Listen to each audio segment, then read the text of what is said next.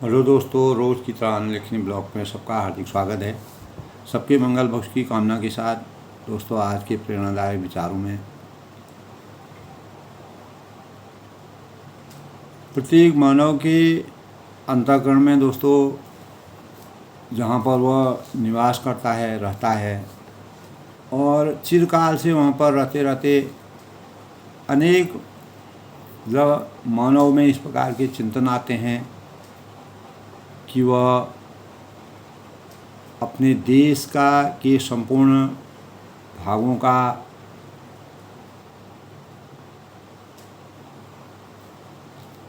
को देखे।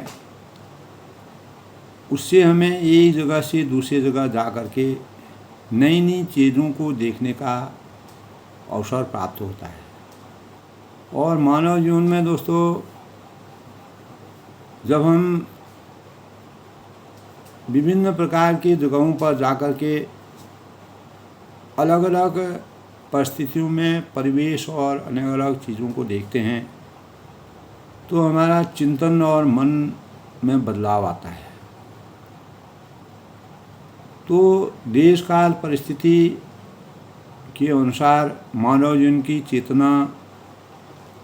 और मानव जीवन को हमारे जो प्राचीन विशारद लोग थे, जिन्होंने अलग अलग पर्यटन स्थलों को बना करके हमारे लिए प्रेरणा के स्रोत में रख करके हमें अनेक प्रकार की प्रेरणाओं से अभिभूत करने का प्रयास किया है, उसी अनुरूप में प्रत्येक जन जन में इस प्रकार की भावना होती हैं कि हम हर जगह की प्रकृति की छटा का सुंदर सा चिंतन करें, उसको देखें, सुनें। तो प्रकृति के सानिध्य व सामीप्य को प्राप्त करने के लिए प्राकृतिक जो सुंदर दृश्य होते हैं उनके आनंद लेने की, और उनके कहीं मंदिर होते हैं, कहीं पर्यटन बड़े अच्छे दर्शनीय स्थल होते हैं, अनेक प्रकार की चीज़ें होती हैं, अनेक प्रकार की जो प्राचीन इमारतें हैं तो वह किस विधि से बनाए गए हैं और उसमें किस प्रकार की कला है। तो तमाम चीज़ें हम दोस्तों जब एक जगह से दूसरी जगह जाते हैं तो एक पथिक के रूप में जाकर के, पर्यटक के रूप में जाकर के हम देखते हैं तो हमारे जीवन में अनेक प्रकार की विचारधाराओं का समावेश होता है, और जिससे हमको प्राकृतिक सौंदर्य से सुंदर दृश्यों के आनंद लेने के लिए शांति व सुकून पाने के भावों का संचार होता है। वहीं हमारे तीर्थ क्षेत्रों में जो पर्यटक स्थल हैं, जो पहाड़ हैं, नदियां हैं, समुद्री तट हैं और सियाचिन जैसे रण क्षेत्र जहाँ पर सैनिक जो है -40 डिग्री के टेम्परेचर में कार्य करते हैं, तो ऐसी चीज़ों को देखने से दोस्तों हमारे अंतःकरण में, जब हम ज़मीनी स्तर से उसको खुद जा करके उसका अध्ययन करते हैं, उसको देखते हैं, तो हमारा मन बदलता है और हमारे अंतःकरण में चेतना प्राप्त होती है। तो इसीलिए दोस्तों हमारे लिए दर्शनीय स्थल बनाए गए हैं,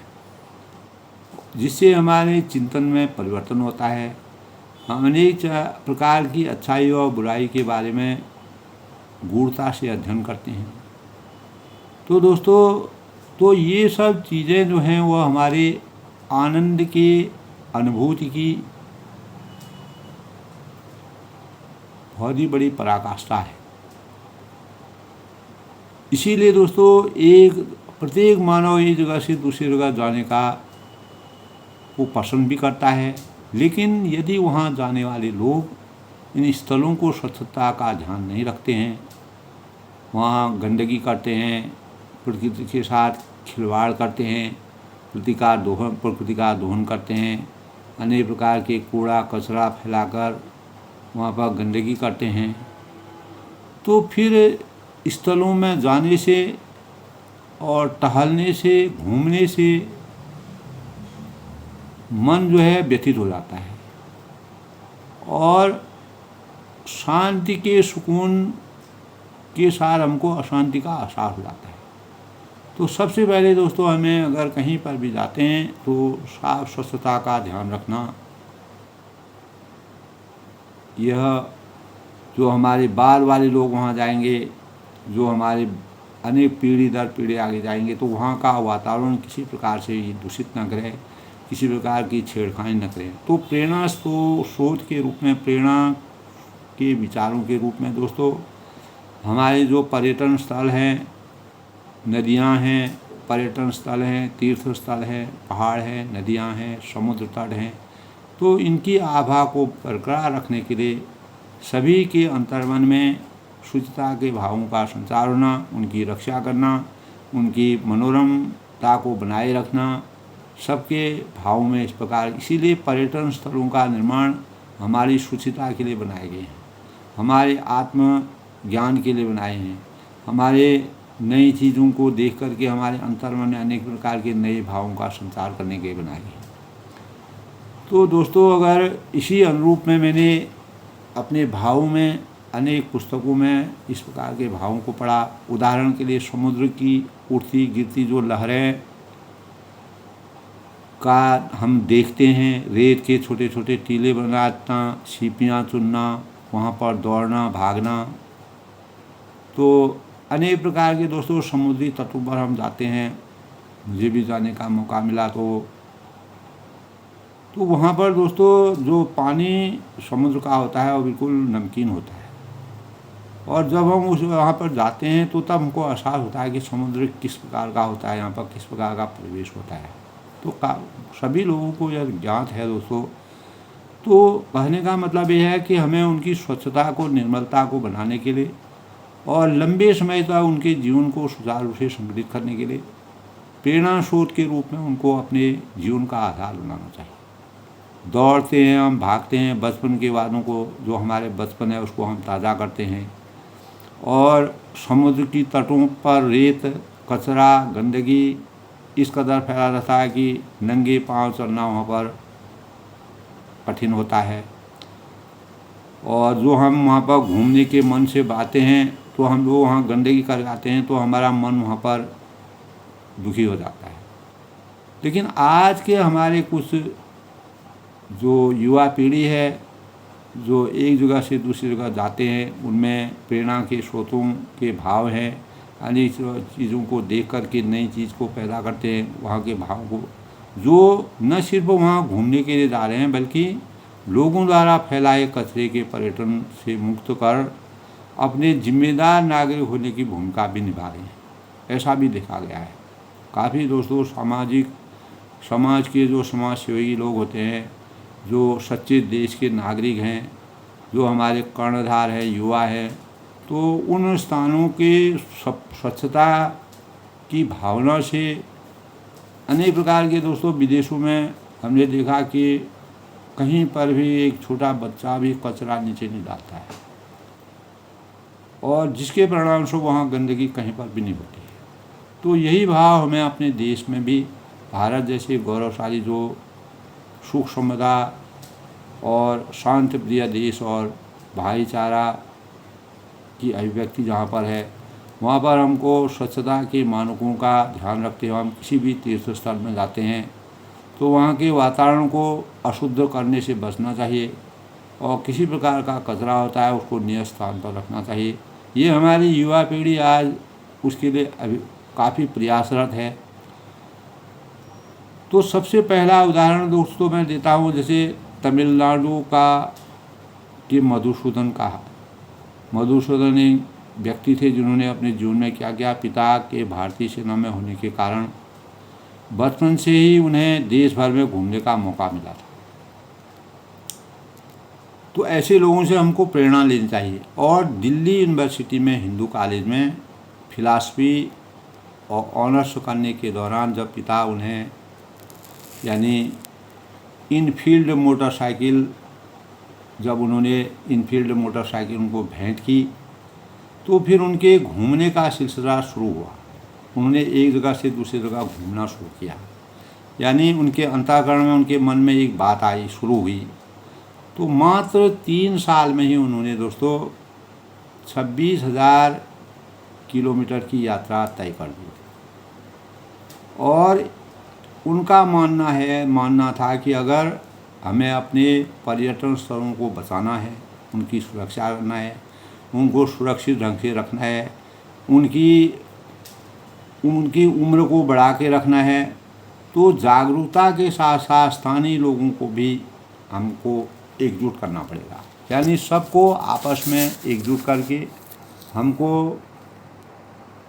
जो तीर्थ स्थल है, ऐसी जगहों को स्वच्छंद बना करके, उनकी निर्मलता को बना के, उनकी पवित्रता को बनाने का प्रयास करना चाहिए। तो मधुसूदन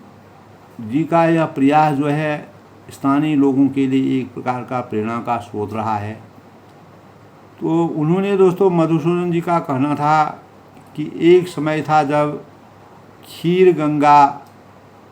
एक पवित्र स्थल हुआ करता था, जहाँ पर अनेक प्रकार के शराब है, मांसाहार है आदि वहाँ नहीं मिलते थे।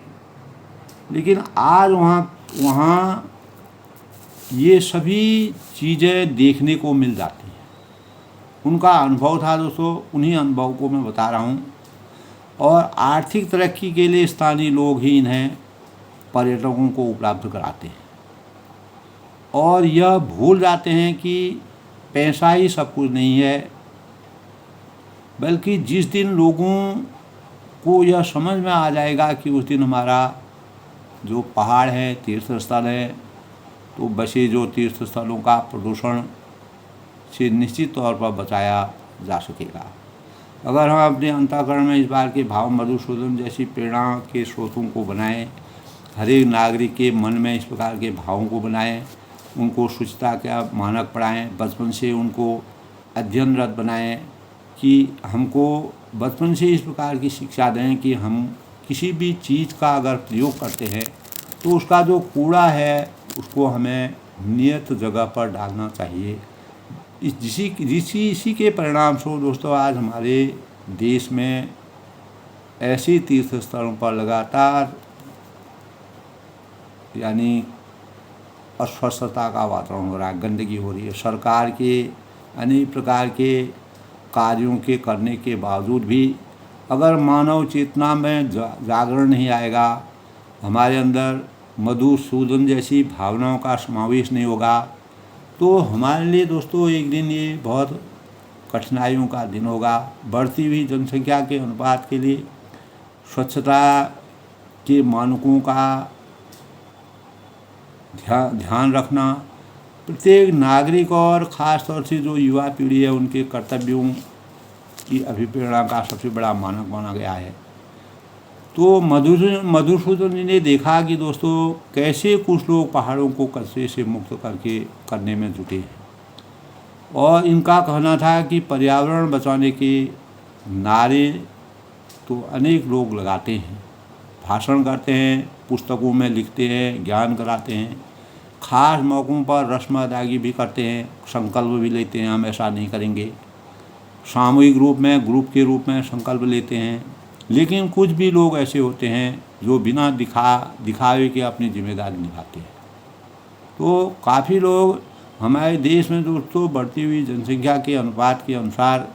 स्वच्छता के अभियान को सर्वोपरि रखने की आवश्यकता है। अगर हम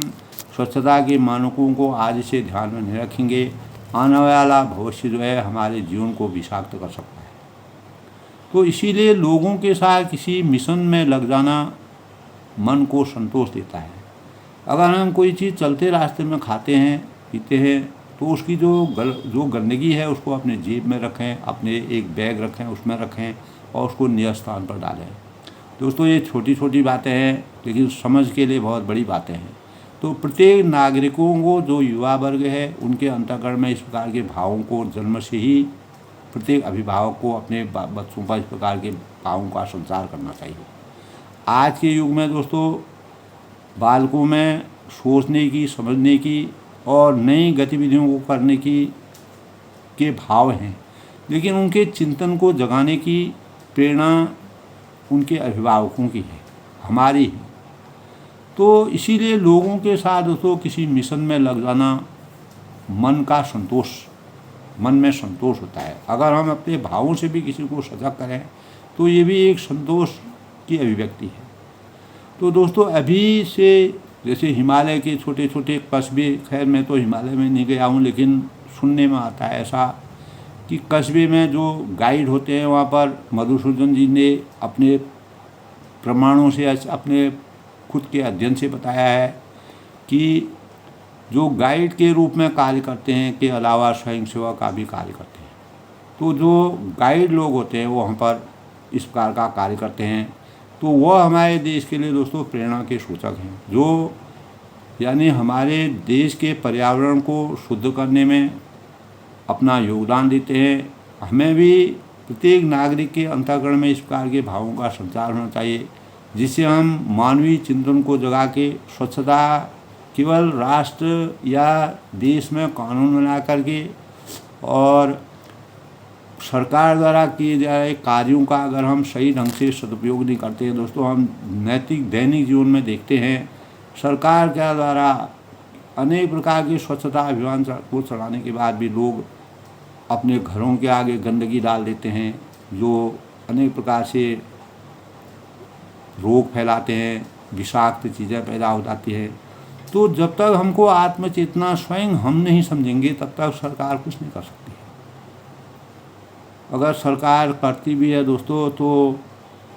ये छोटी सी चीज़ें हैं, जब तक हम अपने बच्चों के प्रति बचपन से उनके अंतःकरण में जब हम खुद नहीं प्रयोग करेंगे तो बच्चों को भी उस प्रकार का प्रयोग करना सिखाएंगे। ये चीज़ें हमको मधुसूदन जी के प्रेरणा से प्राप्त होते हैं। तो उनके यात्रा के दौरान दोस्तों मधुसूदन जी के पास पैसे भी नहीं होते थे और वे या तो किसी ढाबे या रेस्टोरेंट में किचन में काम कर लेते थे, ये अभियान भी करते थे और इस प्रकार से जहाँ जाते थे वहीं अपना काम करते थे। कभी टूरिस्ट गाइड बन जाते थे, उनका कहना मानते थे। शांति सुकून की तलाश में काफ़ी संख्या में वे अमेरिका है, यूरोप है और पर्यटन के उनके साथ टेकर्स के रूप में आते थे।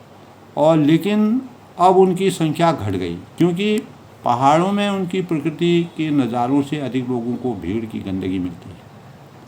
तो अनेक प्रकार के इस प्रकार के कार्यों को मधुसूदन ने बाहरी देशों से सीख करके मानव चेतना को जगाने का कार्य किया। तो क्योंकि पहाड़ों में उन्हें प्रकृति के नज़ारों में अधिक लोगों की भीड़ और गंदगी मिलती है, तो इतना जनसंख्या हमारी बढ़ गई है। इस जनसंख्या बढ़ते हुए जनबल के गंदगी को दूर करने के, अपने देश को स्वच्छता के साथ जोड़ने के लिए प्रत्येक मानव चिंतन में बचपन से इस प्रकार के भावों का उन्होंने अपने भावों को व्यक्त किया है। दोस्तों क्या दशा है। तो इस प्रकार का नज़ारा गंदगी का उनको मिला दोस्तों, इसीलिए घुमक्कड़ों से उनका कहना है जो भी एक जगह से दूसरी जगह जाते हैं अपना आनंद लेते हैं,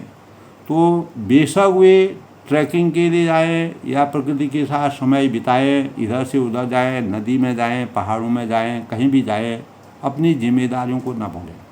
यानी कहीं पर भी किसी भी व्यक्ति को गंदगी, देश के नागरिक होने के नाते किसी प्रकार की गंदगी को फैलाना मानव जीवन के लिए ही नहीं, अपने आने वाली पीढ़ी के लिए विषाक्त का वातावरण पैदा करना है। तो दोस्तों प्रेरणा के स्रोत के रूप में मैं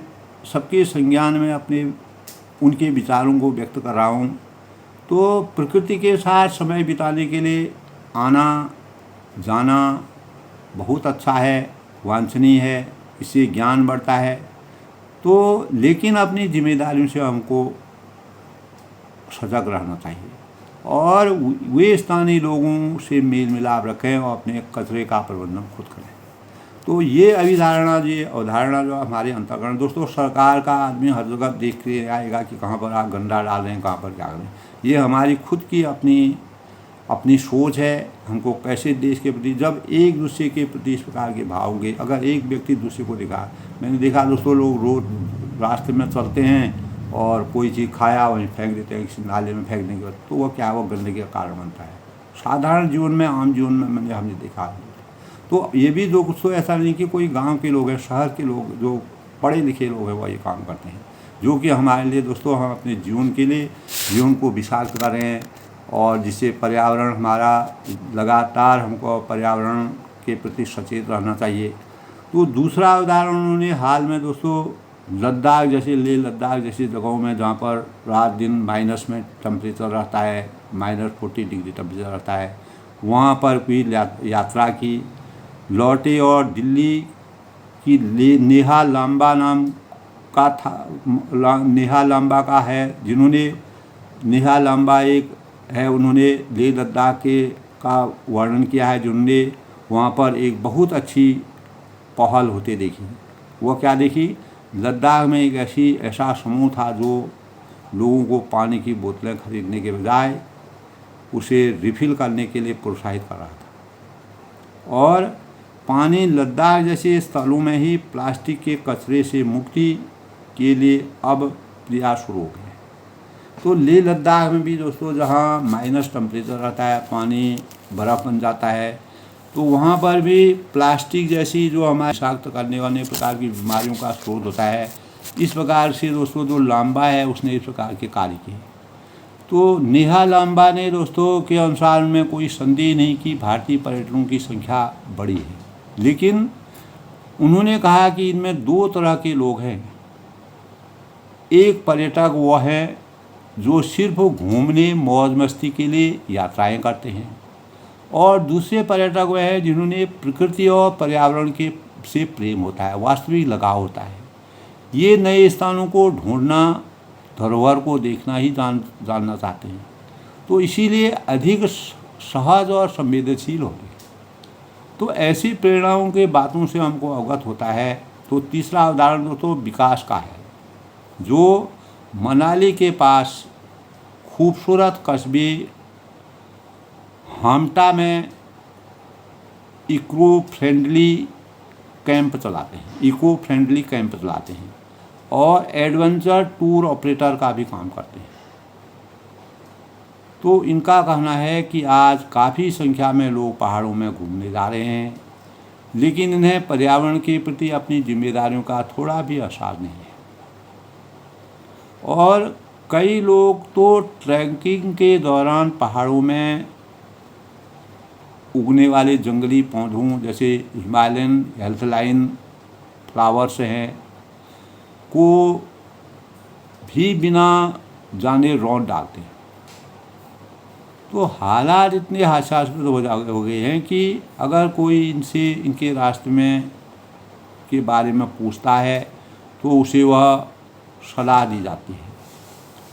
तो जिस रास्ते पर कचरा न मिले, समझ आना चाहिए कि वह गलत रास्ता है, यानी आप रास्ता भटक चुके हैं।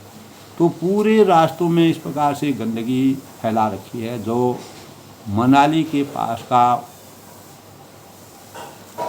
का वर्णन उन्होंने अपने शब्दों में किया है। तो विकास जी के अनुसार दोस्तों जो इलाका उसी ज़माने में ट्रैकिंग के लिए शांतिप्रिय सैलानी जो होते हैं के बीच काफ़ी लोकप्रिय था, अब वह उनसे वीरान हो गया है और शांत हो गया, वहाँ पर कोई है ही नहीं। अब उनकी जगह ऐसे पर्यटकों की भीड़ हो गई है जो शांति के बजाय शोर शराबे और पार्टी करना पसंद करते हैं, अनेक प्रकार की दुर्गंध फैलाते हैं, गंदगी के लिए आते हैं, मौज मस्ती के लिए आते हैं। पर्यावरण से उनका कोई लेना देना नहीं है। कोई अपने कुछ समय बिताने के बाद वो वहाँ पर गंदगी फैला करके वापस आ जाते हैं। तो यहाँ पर कचरे को यूं ही फेंक दिया जाता है और जला दिया जाता है। अगर कोई पदार्थ ज्वलनशील नहीं होता तो वह यूं ही पड़ा रहता है। तो उन्होंने अपने अध्ययन से, अपने प्रेरणाओं से इस प्रकार के कार्य के इको फ्रेंडली टूरिज्म को बढ़ावा देकर और ट्रैकिंग मार्ग पर भीड़ को नियंत्रित कर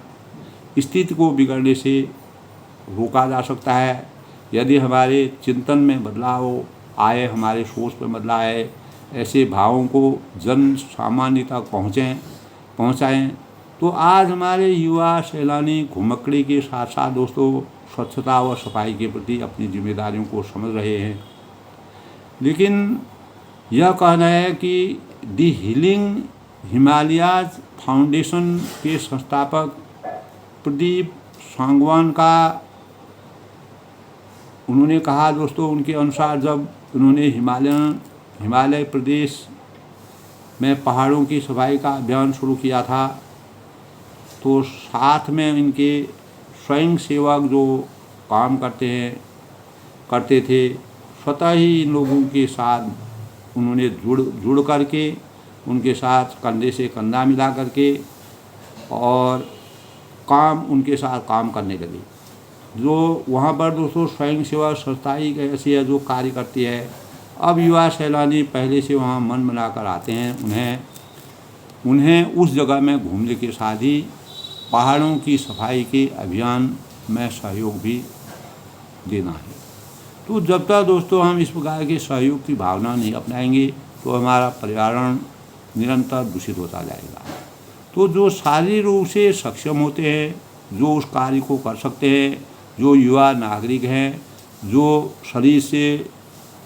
ठीक ठाक हैं, जो वहाँ जा सकते हैं, वे खुले दिल और दिमाग से इस कार्य में अपना योगदान देने में समर्थवान रखते हैं। दोस्तों इसमें कोई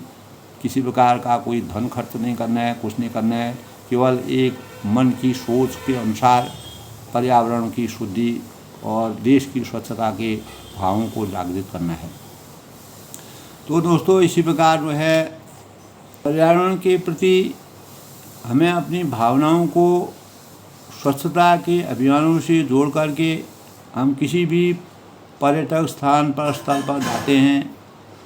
तो हमें किसी प्रकार की गंदगी से वहाँ पर बचना चाहिए। दोस्तों आज प्रकृति जो है अपना स्वरूप बदल रही है, प्रकृति में अनेक प्रकार के उतार चढ़ाव आ रहे हैं, जिससे हमारा जीवन विषाक्त होता जा रहा है और मानव जीवन के लिए एक प्रकार से अभिशाप जैसा हो रहा है। इन्हीं अभिशापों से बचने के लिए हमें प्रकृति के दोहन से प्रकृति में फैलती हुई गंदगी को, और जैसे हिमालय जैसे हैं और सियाचिन जैसी जगह है, लेह है, लद्दाख है, हिमालय के पर्वतों के नीचे है, पहाड़ों में अनेक प्रकार के जो तीर्थ स्थल हैं, वहाँ पर जाकर के किसी प्रकार की गंदगी को फैलाने से सब कुछ छोड़ करके, जैसे सब कुछ छोड़ करके जो मधुसूदन जी हैं उन्होंने अपने भावों को प्रकट किया और उसी के अनुसार, और नेहा जो है उन्होंने जो लद्दाख में दोस्तों उन्होंने नेहा लांबा जी ने जो हमको प्रेरणा के भाव से अवगत कराया, विकास जी ने जो बातें जो है हमको मनाली जैसी जगहों के बारे में बताया, तो हमारे जो प्रदीप सांगवान जी ने जो हमको बताया कि यात्रा के दौरान हर ट्रैक रूट पर अलग प्रकार का कचरा मिलता है और जिन रास्तों पर वाहन चल सकते हैं वहाँ लोग गाड़ियों में शराब आदि बोतलें फेंक देते हैं और पार्टी करने लगते हैं, वहीं छोड़ कर चले जाते हैं और गाड़ियाँ वहाँ नहीं पहुँच पाती हैं। वहाँ शीशे और कांच की जगह प्लास्टिक का कचरा मिलता है। पर्यटन क्षेत्रों में छोटी छोटी सफाई के अभियान को करने की ज़रूरत है, लेकिन सुर्खियों में नहीं आते हैं क्योंकि वहाँ पर मीडिया के लोग भी उतना नहीं जा पाते हैं। इसीलिए लोगों को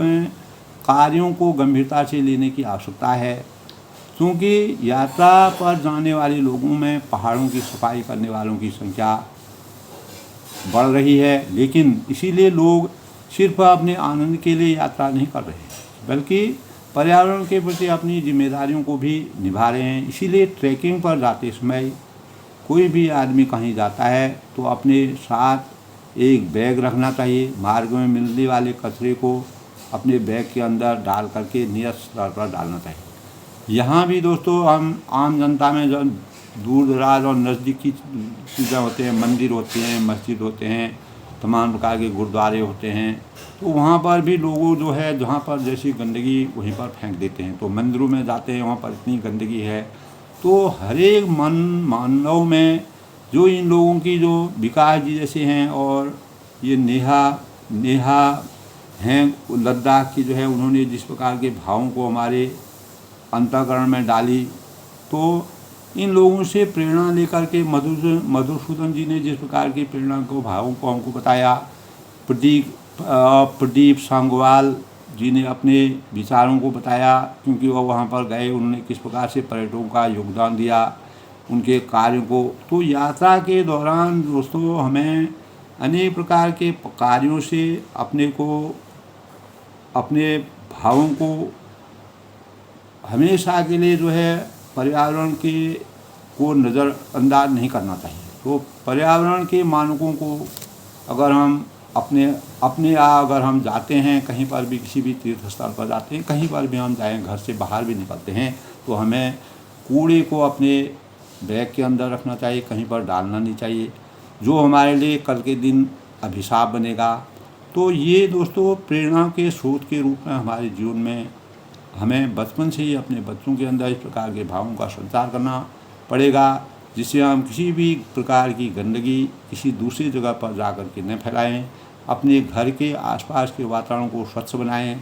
तो ये दोस्तों हैं बहुत छोटी चीज़ें, लेकिन प्रत्येक मानव जो पढ़े लिखे लोग हैं, जो बुद्धिजीवी हैं, जिनको ज्ञान है, विचार है, ये हमारे लिए अभिशाप है। उनको भी अपने बच्चों को, हर एक अभिभावक को अपने बच्चों को इस प्रकार की बातों से ज्ञात करना चाहिए, उनको बताना चाहिए बचपन से ही। जब हम इसको एक शिक्षा के रूप में, एक प्रशिक्षण के रूप में भी हम शिक्षालयों में, विद्यालयों में इस प्रकार के भावों का संचार करके केवल 5 मिनट ही हम बच्चों को बताएं कि कोई भी कूड़ा यहाँ पर ना फेंके, और वह अपने ऐसे उसका, जैसे बाहरी देशों में किया जाता है, कूड़ा बच्चा अपनी जेब में रखता है, तो वैसे ही रख करके उसको नियत स्थान पर डालना चाहिए। तो आज के प्रेरणादायक विचारों में दोस्तों मैंने हमारे पर्यटक स्थलों में, हमारे तीर्थ स्थलों में, और जो इतने दूर दराज लेह लद्दाख और ऐसी विषमता हिमालय की जड़ों में, तमिलनाडु और मनाली जैसी जगहों में, आज वहाँ पर इस प्रकार से प्रकृति ने जो है अनेक प्रकार की आपदा आई है। तो ये आपदा दोस्तों गंदगी के कारण है। हमने अनेक प्रकार से प्रकृति का दोहन किया है, प्रकृति के साथ हमने खिलवाड़ किया है, उसी के परिणाम से हमको उसका फल मिल रहा है। तो जैसा फल हम बोएंगे वैसा ही हम पाएंगे। अगर हम गंदगी में जीवन यापन करेंगे, हमारा जीवन हमेशा वैसे रहेगा। तो प्रेरणा स्रोत के रूप में दोस्तों आनंद लेखनी ब्लॉग पर सबका हार्दिक स्वागत है। आज के प्रेरणा के स्रोत के रूप में दोस्तों मैंने इन बातों को, जिनके भी जो भी मेरे ब्लॉग के माध्यम से सुन रहा है, अपने बच्चों के अंदर इन बातों को संचित करना चाहिए, जिससे हम पर्यावरण के प्रति सजग रहें, अपने आत्मज्ञान को बढ़ाएं, अपने बच्चों को बचपन से ही जिस प्रकार हमसे ABCD सिखाते हैं, अ सिखाते हैं, वैसे ही हमको इस स्वच्छता के अभियान को भी शुरुआत से सिखाने की ज़रूरत है, जिससे हमारे बच्चों में ज्ञान आएगा। आज के बच्चे को केवल मार्गदर्शन की ज़रूरत है। अगर उनको मार्गदर्शन मिल जाता है, वह उसी के अनुसार कार्य करना शुरू कर देते हैं। तो सबके मंगल भविष्य की कामना के साथ प्रेरणादायक विषय में दोस्तों फिर कल किसी दूसरे विचार के साथ मिलता हूँ। तब के लिए सबका अभिनंदन, सबका स्वागत।